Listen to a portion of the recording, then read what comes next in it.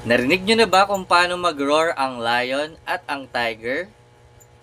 Pagkumpara kaya natin sila. Panoorin nyo to guys kung paano sila mag-roar.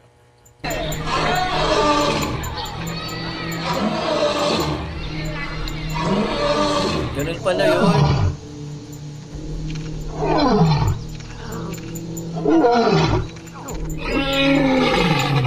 Hindi ko expect na ganito pala yun guys. Pero yan.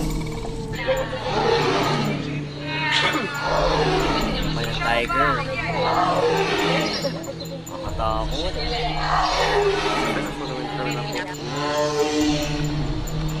Ang laki ng boses niya.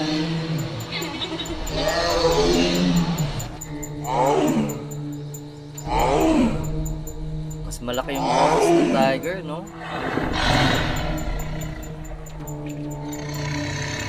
Oh, ano kaya mas